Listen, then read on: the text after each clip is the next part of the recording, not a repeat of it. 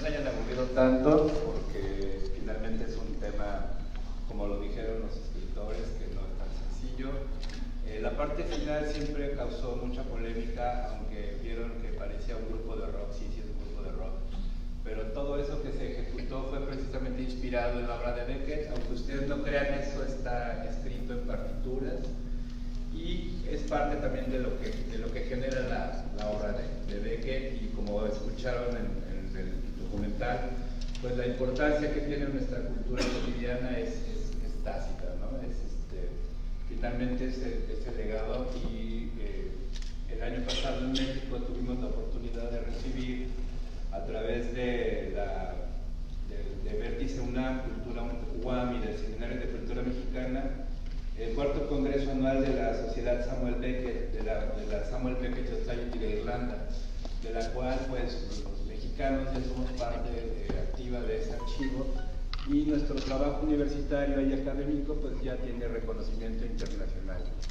La doctora Luz María Sánchez fue quien encabezó la embajada, estuvo Christopher Domínguez, que es miembro del Colegio Nacional, y un servidor, como parte de la comitiva mexicana, y fue la primera vez que se llevó a cabo el evento en México. Entonces México está compitiendo en ese sentido en las Olimpiadas Beckettianas, con el apoyo de la embajada también y con la cultura, bueno, de la Secretaría de Cultura.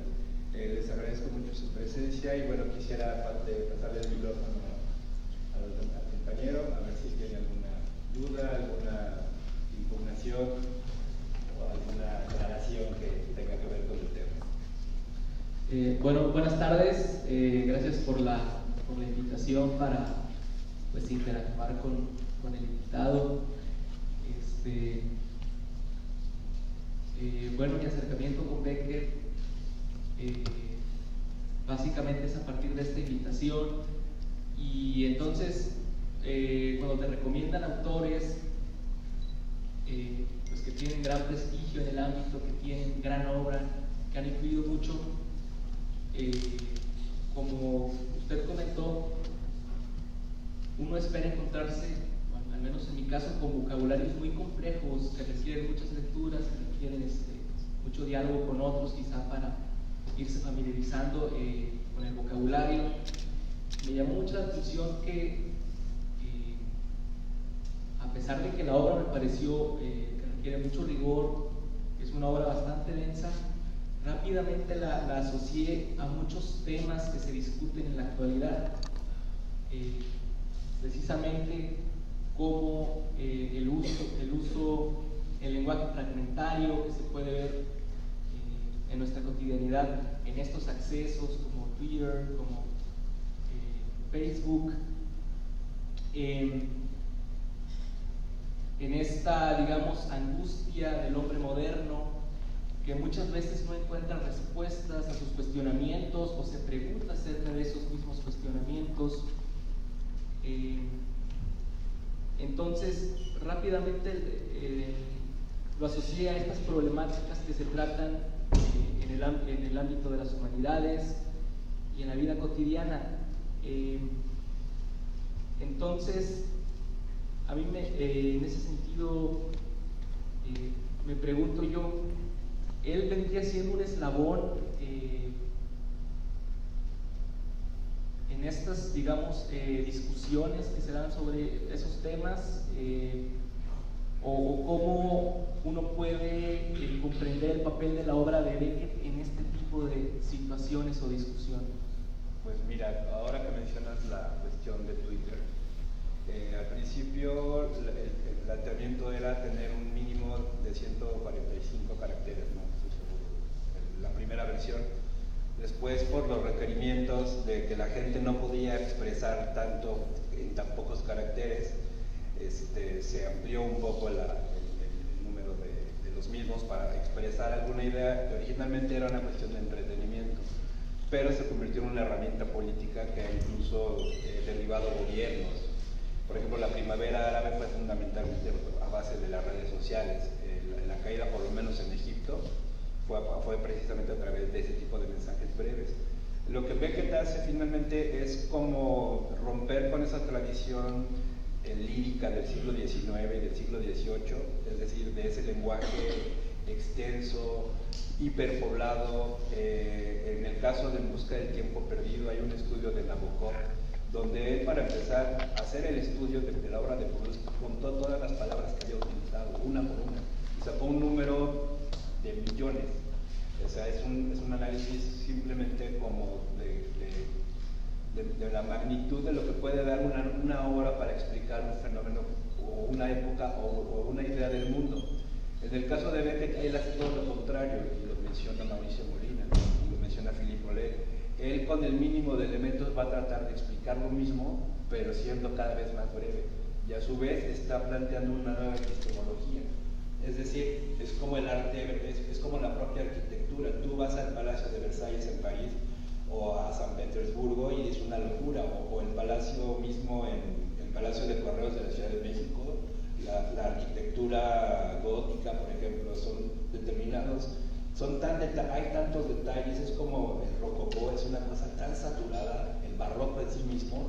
Pero cuando viene la revolución, las revoluciones de vanguardia del siglo XX, aparece, por ejemplo, la Bauhaus, que finalmente lo utilizan a partir de la elección de Le Corbusier. Hacen edificios cuadrados, ya si acaso con una ventana. Es decir, lo minimalizan, pero a su vez lo hacen más funcional. Y lo otro finalmente se abandona. Y queda para el museo. Finalmente, el Palacio de Versalles es un lugar, cuando vayan a París, vayan a conocerlo, y traten de comprarse un vestido Chanel, porque si no, uno no luce ahí, no puede estar ahí si no va bien vestido. Pero en cambio, si te vas al MoMA de Nueva York, puedes irte en unos jeans vestido como Steve Jobs, si tú quieres, como venimos nosotros, y entramos perfectamente. Es decir, te vas adaptando a los tiempos, se va cambiando un paradigma, y finalmente el primer autor que sintetiza el lenguaje en ese sentido es Beckett, y como lo dice Adolfito Castañón, que es miembro de la Academia de la Lengua, lo dice un académico de la lengua. Finalmente, la traducción que hace José Emilio Pacheco de la obra de Beckett trasciende a la poesía mexicana posterior a los años 60, es decir, los 70. Hay obras de David Huerta, del propio Víctor Manuel Mendiola, que tú las lees y te estás dando cuenta que hay un eco de la obra de Beckett. Entonces sí es algo que de alguna manera revolucionó, y en los escenarios teatrales también revolucionó, con los mínimos elementos, reflejar la única situación que es el drama humano. No es otra cuestión, el drama de la muerte, de la noción de Dios o la ausencia de Dios, o preguntarse finalmente el por qué el ser y no la nada, que son las preguntas que rodean al ser humano desde que salimos del paraíso terrenal, finalmente, ¿no? Que para eso existe, es la literatura, para eso es la filosofía, para explicarnos por qué rayos estamos aquí y no estamos en otro planeta, por ejemplo. Cedemos la palabra a la licenciada Sandra Luz García Guajardo para hacer entrega del reconocimiento al maestro Gerardo Villegas. Buenas tardes a todos. Aquí no me queda más que agradecer el honor que nos haya hecho en venir a Tamaulipas. Es un honor, un agradecimiento de todo corazón. Pues, si alguien tiene alguna otra pregunta. Yo tenía un profesor universitario que, cuando estábamos en los coloquios sobre ciencia política más espesos, decía: ¿alguna pregunta, alguna reclamación? ¿Alguien quiere que le preste mi coche? No traigo dinero. ¿O alguien nos quiere prestar dinero? ¿Alguna pregunta que nos quieren hacer?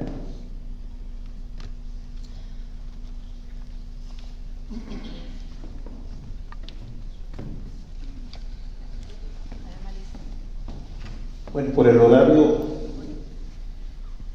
de estudio de los jóvenes que estuvieron aquí, bueno, tuvieron que retirarse. Pero sí hay una inquietud. ¿Cuál es el mensaje después de 50 años de este premio Nobel de literatura? ¿Cuál es el mensaje en el contexto de la realidad actual que daría la obra de Beckett a la juventud? Bueno, para empezar, no sé si saben que el premio Nobel de literatura finalmente se suspendió, porque hubo, como todas las instituciones, pues se corroyó se convirtió en una situación más bien política. En la época en la que Beckett recibió el premio todavía estábamos hablando de un mundo completamente diferente. Hace 50 años no vivíamos una revolución tecnológica, todavía existía la Guerra Fría. Entonces, pero los dramas siguen siendo los mismos. Beckett se ocupa precisamente de eso que no queremos ver. No sé si recuerdan, en el documental hay una escena de una obra donde está un viejo ciego tocando un violín en medio de la nada y está pidiendo un centavo, y el que se encuentra a su camino no es más que un paralítico viejo olvidado, y todos están en condiciones, como conocemos actualmente, en condiciones de calle. Entonces Beckett se pone a desarrollar la interioridad de esos seres que nosotros de pronto vemos todo el tiempo en la Ciudad de México, y no solamente en la Ciudad de México, en San Francisco. Es un fenómeno mundial y es un fenómeno que ha estado toda la vida allí. Entonces son las mismas preguntas: ¿qué es lo que está pensando? ¿Qué llevó a ese hombre a vivir en la calle, en la indigencia? Automáticamente la gente pensará, será un vicioso, pero probablemente no, porque yo he visto muchos indigentes que ni siquiera fuman ni beben. Entonces Beckett lo que hace es plantearse y tratar de explicar aquello que no queremos ver. Su mensaje está vigente sobre todo en las situaciones y sobre todo también en los viejos, porque sus personajes siempre son viejos. Nunca hay jóvenes, nunca hay hombres de menos de 60 años. Bueno, o sea, tener 60 años en esos tiempos ya era otra cuestión. Ahora la gente vive hasta los 80, los 90, y la expectativa de vida es otra. La obra de Beckett se hizo en el periodo entre guerras. El promedio de vida en el siglo XIX era de 45, 50 años. Entonces ahora sigue vigente su mensaje, es decir, qué es lo que está pensando eso que nosotros no queremos ver, y que cada que nos enfrentamos a la situación del abandonado, pues nos hacemos guajes, ¿no? Son invisibles para nosotros. Beckett nos pone a pensar en lo que está ocurriendo, porque en el fondo nosotros también somos ellos. Aunque no estemos en la calle mendigando, nosotros los seres humanos existencialmente, como lo dijo Mauricio en el documental, nosotros estamos solos, vivimos solos y morimos solos, ¿no? En ese sentido, su mensaje sigue estando allí, de tratar de ver lo que nosotros no queremos ver, pero y explicándonos. Bueno, yo estaba aquí. Primero la reclamación, luego la pregunta. Claro. Parece La Isla de los Hombres Solos, tu documental, salen puros hombres. Sí, principalmente parte del grupo del poder de cultura desde hace años. Eso es totalmente cierto.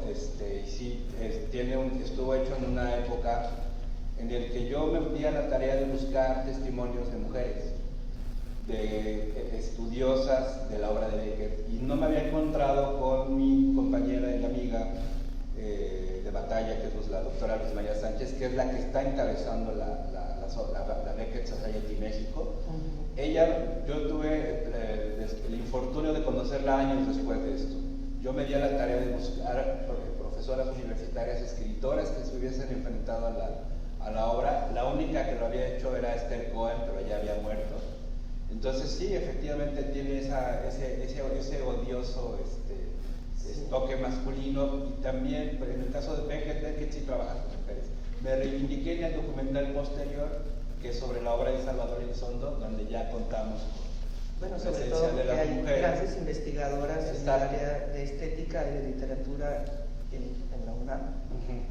Sí, no, ya el siguiente documental ya se hizo con esa perspectiva, y estoy preparando uno sobre la vida y obra de María Luisa Puga, donde es prácticamente el capital va a ser totalmente femenino en ese sentido. Yo desafortunadamente soy un hombre y lo tengo que realizar yo, porque yo tengo la iniciativa, pero el próximo proyecto sí es completamente de género. En ese sentido, no por cumplir una cuota, pero sí es una muy buena observación, y efectivamente habría que meterle ya los años después, a sugerencia precisamente de esas observaciones totalmente reales, pues meter ya el trabajo de Luz María, que ella, por ejemplo, ya para este tiempo, en los últimos 5 años ya tiene 2 publicaciones sobre él. Entonces ya tendríamos que hacerle un reload al documento. Tienes esa oportunidad de reivindicación. Por supuesto, y sí la haremos, por supuesto que sí. Y la reflexión va un poco en el sentido de que en ocasiones platico con mi mamá y le comento de ciertas perspectivas en diferentes aspectos, y me dice, bueno, no es que haya sido machista tal o tal persona racista, sino que somos hijos de nuestro tiempo. Claro. Ya ves que ahora hay en Estados Unidos que quieren quitar monumentos, que porque son racistas, intervenir obras literarias, Claro. que son épicas, las quieren modificar, hasta el Principito ya es la princesita. ¿Sí? No solo en género, también en el cambio social que ha habido. Yo recuerdo que estudié en el TEC de Monterrey y estaba tomando la clase de literatura universal y nos encargaron Esperando a Godot. Fue muy sorpresivo porque no sabíamos si era una vacilada o era algo tan exquisito existencialmente, a lo cual no podíamos entender cuando teníamos 18, 19 años. Y bueno, después la explicación de nuestro maestro fue magistral en el sentido del sinsentido, de la soledad, del nihilismo en Schopenhauer y todo esto. Pero ahorita que veo, por ejemplo, a Eleazar y veo a Cintia y veo jóvenes ya millennials, yo no sé si sea tan vigente este lamento que tuvimos las generaciones de fin del siglo pasado, porque creíamos y fuimos descreídos y dolientes de esta ruptura, pero si ellos no tuvieron esas ilusiones románticas de una democracia, de una participación y de un acompañamiento, pues a lo mejor para ellos no resulta tan vigente. Es una pregunta, ¿tú cómo lo ves a la luz de estas nuevas generaciones? Mira, respecto a que somos hijos de nuestro tiempo, es cierto. Por ejemplo, hay una polémica ahorita en Estados Unidos porque hay un premio que dan las bibliotecas públicas de Estados Unidos que lleva el nombre de Laura Ingalls. Probablemente la recordarán de una serie que se llamaba Los Pioneros. Ella finalmente comenzó a escribir su autobiografía y decidieron que ese premio este año no se iba a entregar porque analizaron la obra y tenía cortes esclavistas, porque ella es sureña. Y entonces, pues uno tiene que pensar que la verdad, las aventuras de Tom Sawyer, pues ahí está el Indio Joe, y ahí está el tío Tom. El tío Tom es la otra, es otro autor. Pero está ahí el drama de la esclavitud y del racismo, que lo tomas con humor ya cuando ves la película de Tarantino, la de Django, que hasta se burlan del Ku Klux Klan y ya como que entonces salieron de ese lamento, pero el drama sigue existiendo allí. Acaba de aparecer un número de la revista Time la semana pasada sobre los millennials, precisamente, que ya son una generación aparentemente sin utopías, aparentemente con una serie de derechos que la generación X y la anterior, la de los hippies, no me acuerdo cómo se llama la otra generación que nos precede a la generación hippies, Tea Party me parece, algo así, Baby Boomers, perdón, los Baby Boomers,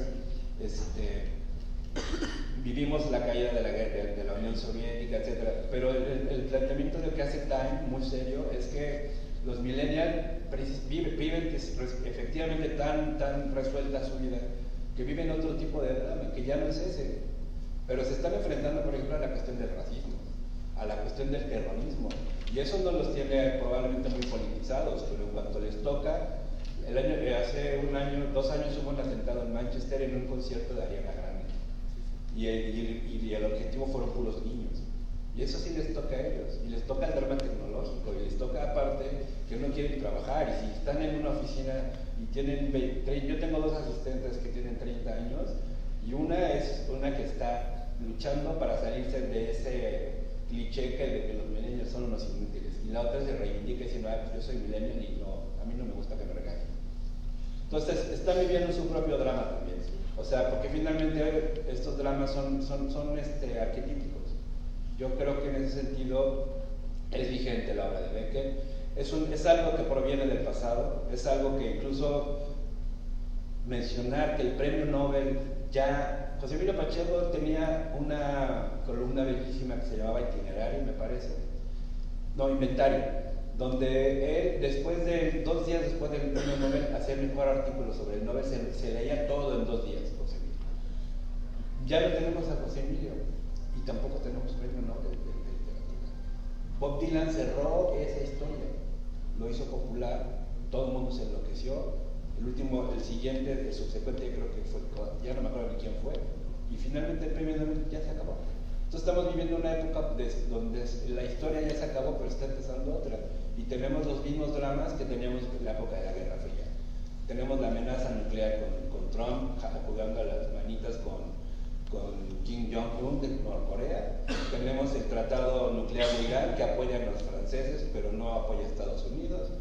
Tenemos el muro de Trump. Tenemos terrorismo en Nueva Zelanda, terrorismo contra los islamistas, tenemos supremacismo blanco, y en México estamos reconociendo por primera vez que también tenemos un problema de racismo. Y lo que planteó Alfonso con la película de Roma, independientemente del preciosismo y todo ese asunto, es eso que nosotros vivimos, que tenemos presente, y que también aquí tenemos nuestros Ku Klux Klanes. Tenemos aquí nuestros whitexicans. Y si tú te das cuenta, lo que acabas de mencionar, la pequeña élite que aparece de esa isla de los hombres solos, finalmente eso es algo que está ocurriendo actualmente en la cultura, con el drama del Fonca. ¿Por qué? Porque finalmente se convirtió en una cuestión de castas. Y como ya hubo un cambio de régimen, la pandilla que estaba anteriormente hegemónica, que tiene nombre y apellido, que se llama Letras y se apellida Libres, ya se fueron y les acaban de caer en la movida de la campaña sucia, de la guerra sucia, que incluso si se va a fondo y se investiga, puede constituir un delito electoral. Entonces estamos viviendo una situación que si nosotros que lo vemos desde dentro de la arena está de, ay, nanita, y toda la guerra está en Twitter. Métanse a Twitter, vean los trending topics, y ahí dices, ay, caramba, y todo el mundo a sombrerazos. El nuevo ágora, a su vez el ágora griega, no es el Congreso de la Unión. El ágora griega está en Twitter, en Facebook, pero no nada más es el ágora. Es el ágora porque es democrática, pero también es el Coliseo Romano. Y ahí hay empalamientos, y ahí hay linchamientos, y hay cosas que son muy pero también hay cosas muy bonitas, como los videos de gatitos, como los videos de peces. Entonces estamos como tratando de darle ese cierto sentido del humor. O sea, estamos viviendo unos tiempos de cambio. Yo ayer comentaba que no solamente venimos de un sismo en la Ciudad de México, sino venimos de un cisma con el cambio de gobierno.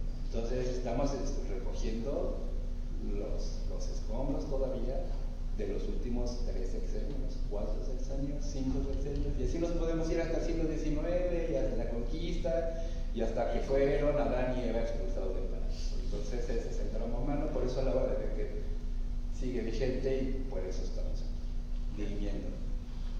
Bueno, nosotros nos vamos a tener que retirar, tenemos gente en la oficina. Claro. No, pues muchísimas gracias. Fue un gusto y podría quedar escuchando. Si tienen alguna otra pregunta, si no levantan. ustedes sigan preguntándole. Sí, aquí seguimos. Aquí sigan, ahí nos cuentan.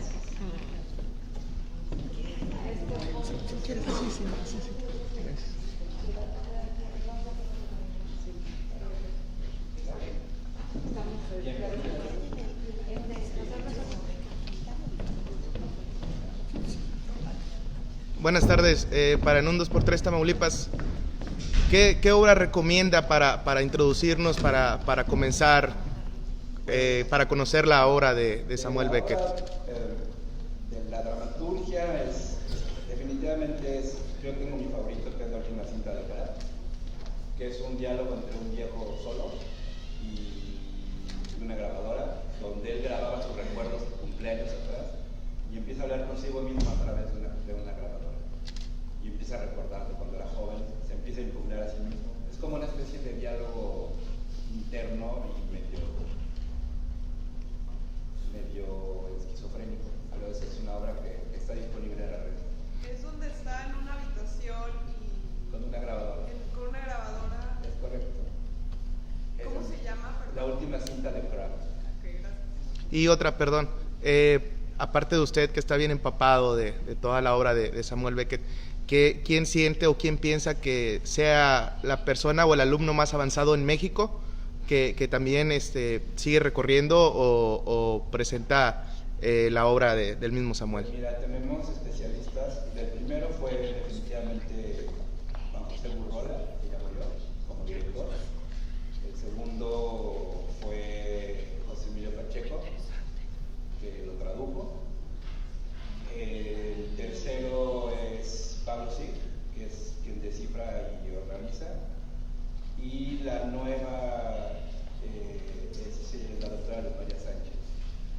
bueno, yo me tengo que incluir ahí porque también estoy en el club, pero es muy poco modesto de mi parte ponerme como a la altura. Gracias. Yo tengo una pregunta, pero como documentalista, que es, yo estoy iniciando apenas como que quiero introducirme al cine, entonces quería hacerle una pregunta de qué me recomienda o qué nos recomienda a los jóvenes que queremos hacer cine documental o cine.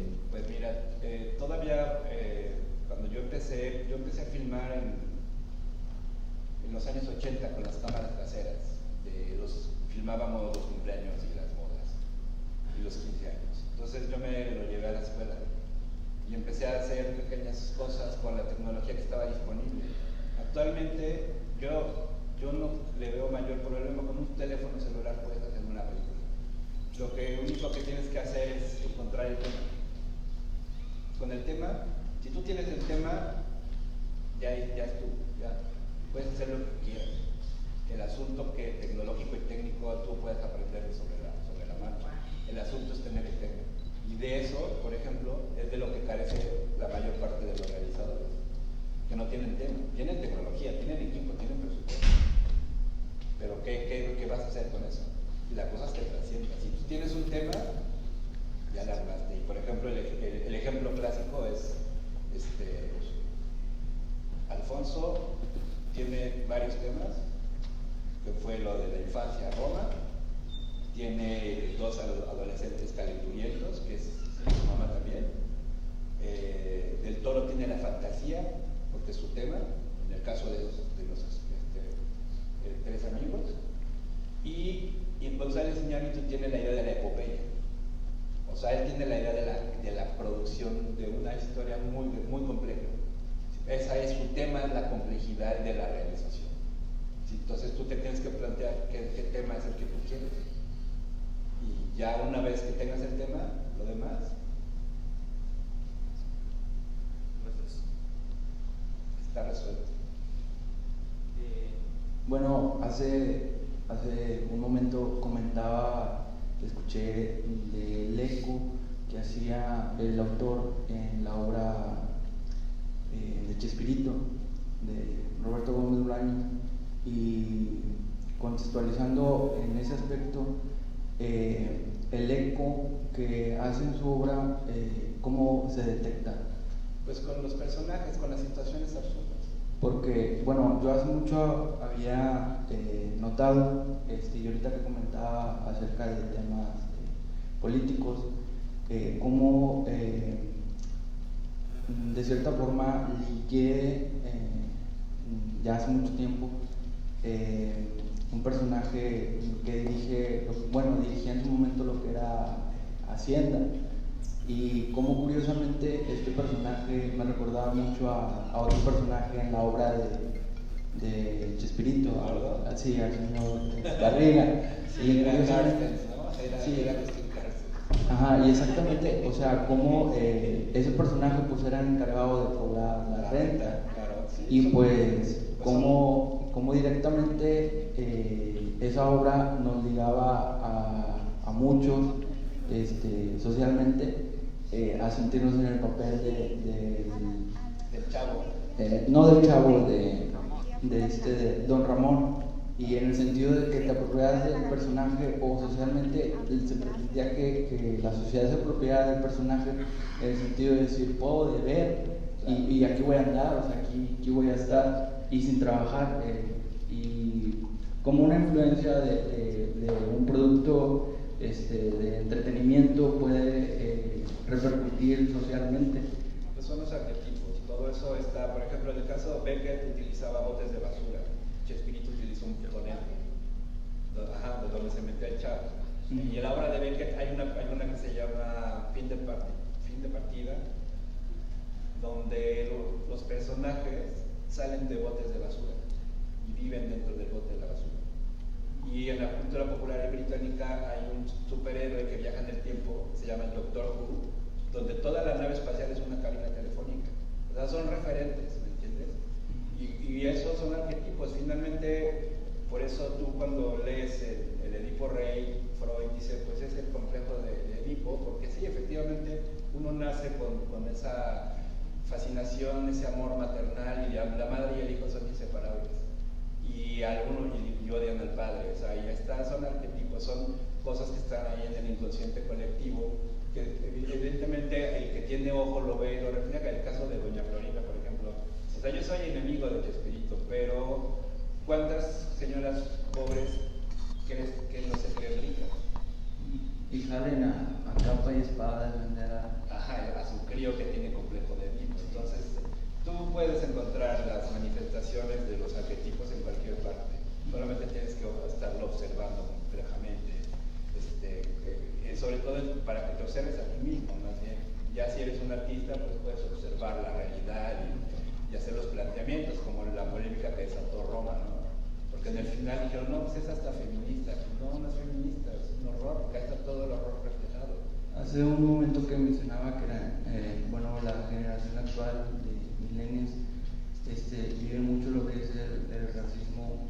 Ahora que se tocó precisamente ese tema, más que racismo es clasismo, que se presentó en la película Roma, cómo sacó un poco a reducir como que lo más, por llamarlo así, tóxico de la sociedad mexicana, en el sentido de que si automáticamente alguien triunfó, por así llamarle, y acaparó la atención, pero reflejaba, digamos, actualmente como que la imagen social que los mexicanos no quieren admitir de sí mismos, o sea, de sus orígenes, rápidamente, o sea, atacar a la persona. Pues sí, claro, por supuesto. O sea, por ejemplo, a Beckett lo prohibieron en Irlanda, porque reflejaba esa miseria. Irlanda es un país que toda la guerra, toda la colonización británica fue un horror.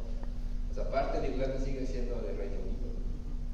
La otra parte ya es libre, pero aparte son católicos y son protestantes. Y la verdad, todo el mundo cuando somos jóvenes idealizamos como que Europa es una maravilla, pero no. Por ejemplo, a Irlanda los inmigrantes se fueron.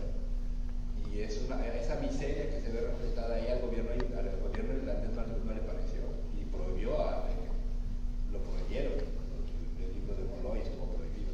Lo mismo que cuando Buñuel puso Los Olvidados y exhibió la miseria mexicana, separó la cosa no estoy seguro, creo que fue el presidente López Mateos y el Callejón, no, fueron los Cortines, no me acuerdo. Sánchez. Se pusieron muy mal. Entonces, ¿por qué? Porque eso es México. Entonces, pues sí, lo de Roma finalmente es México. Y no solo es México, es el Luria, es algo que está siempre allí y siempre va a estar, pero hay que observarlo. Ya vivimos un tiempo en el que lo puedes observar y por lo menos tener una actitud, pues como diría mi amigo Pablo Soler, pero es un poco más compasiva. Quizás no te puedes llevar al indigente a su casa, pero sí le puedes regalar un taco. Tacos. ¿Algo más? Bueno. Sí, mi pregunta va de nuevo sobre la obra de Beckett. Los especialistas, cuando discuten al respecto, digamos, se asume que hay una única interpretación adecuada de la obra, o este tipo de obras, digamos, que admiten múltiples interpretaciones. Es una obra abierta, como digo yo. Ahí está todo. Es como la Biblia, es como el Evangelio. Yo cuando leo los Evangelios me doy cuenta que mi personaje, en el caso del Nuevo Testamento, el personaje que más me atormenta a mí no es Judas, ni es Cristo, es Pedro, porque duda y sufre, porque traiciona. No traiciona como Judas, pero niega, que es peor. Y luego le encarga a Jesús que se ocupe de la iglesia. Pero hay gente que dice, no, Judas es un villano. Y Judas era la novia. Y tú vas al cine a ver la Pasión de Cristo y le invitan a nadie a Judas, ¿no? Pero finalmente es una obra abierta. Tú puedes encontrar tu propio Beckett, como dijo José, tu propio Beckett y tu propia interpretación, porque todo está allí. Está libre y listo para, como cualquier otro autor de esa envergadura, tú puedes hacer tu propia versión y a su vez dar tu propio testimonio para que otros vengan y lo tomen y participen del festín de lo que es la literatura y en este caso de lo que es el arte.